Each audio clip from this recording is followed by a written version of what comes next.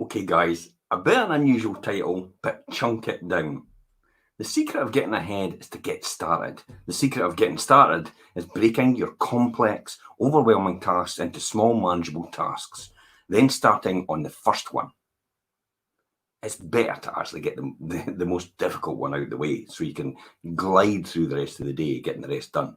But we'll talk about that in a wee bit more. So sometimes our biggest life goals seem so overwhelming. Rarely do we see a small series of achievable tasks, but in reality, breaking down a large goal into smaller tasks and accomplishing them one at a time is exactly how a big goal is always reached.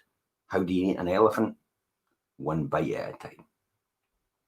So after you've decided to do what you really want to have and set measurable goals with specific deadlines, the next step is determined all of the individual action steps that you need to do to take and accomplish that goal.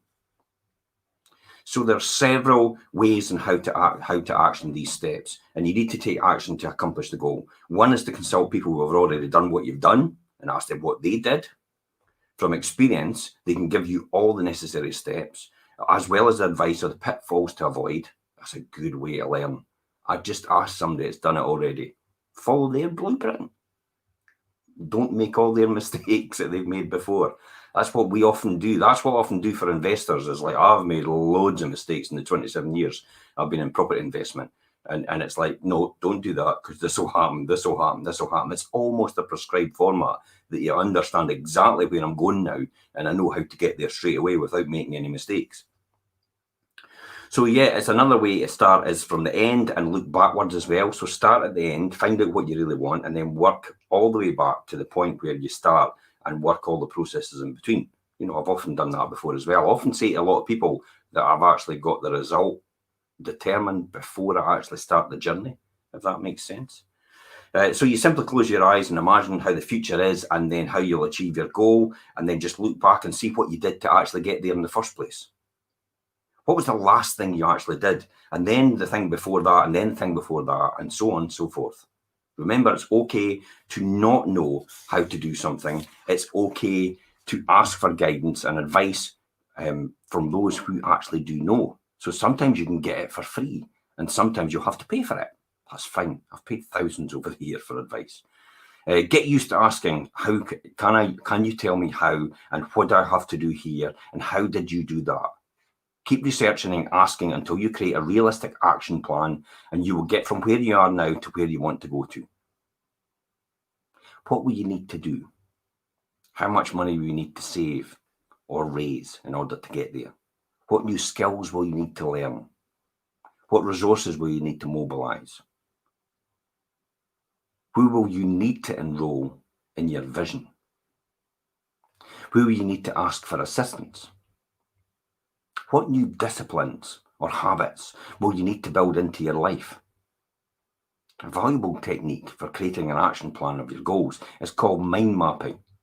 I mean, mind mapping is basically, it's a simple, powerful process for creating a detailed to-do list for achieving your goals. I mean, you can look up on, Google, just Google mind mapping and it'll show you examples of it, but I'll talk through the basic fundamentals.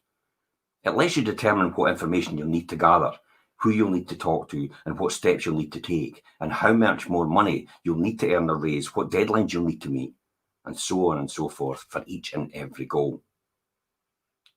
Mind mapping your own goals, follow the steps, these steps. So the center circle. So you draw a center circle, jot down the name of your stated goal, and that'll be your goal personally for you. So for example, property investing. So you want to buy a property or you want to rent a property.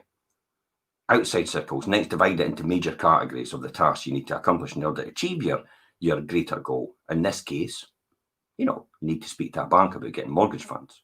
You need to speak to a letting agent about finding out how much you would get for your rent. You need to speak to a letting agent as well about, would they want to manage it or would you want to do it yourself? You need to speak to some contractors as well, about what jobs they can do for you and how they can do it. And then draw the spokes radiating outward for each mini circle and label each one. In other words, speak to the contractor. And it's all these wee spokes are all the various tasks that you would do in these actual examples themselves. In the mini circle, write every single step you need to take, break it down one at a time in detailed tasks and spokes and actions, and help you create that master to-do list.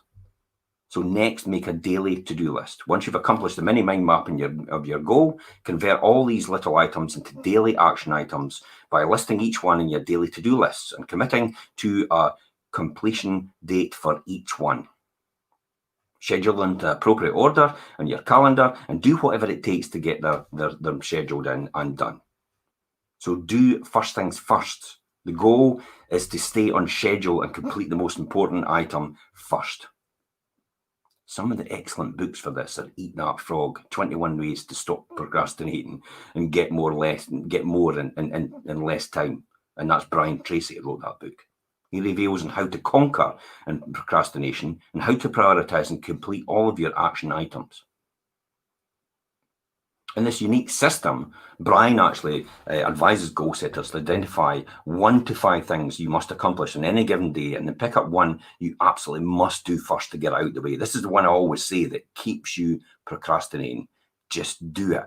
In the words of Nike. This becomes the biggest and ugliest frog.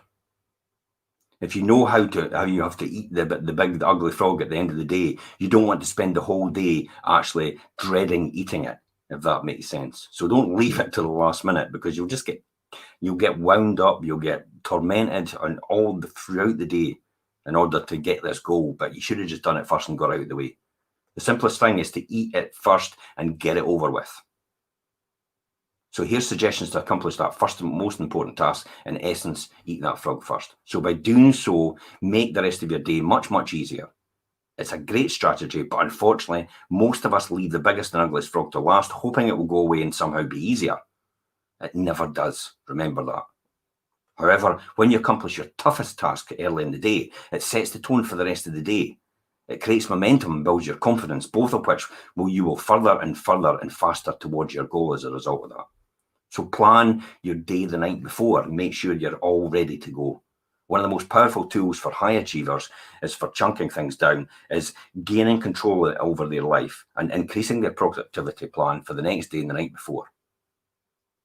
There are 2 major reasons why this is so powerful strategy for success. If you plan your day the night before, making a to-do list and spending a few minutes visualizing exactly how you want the day to go, your subconscious mind will work on these tasks all night long.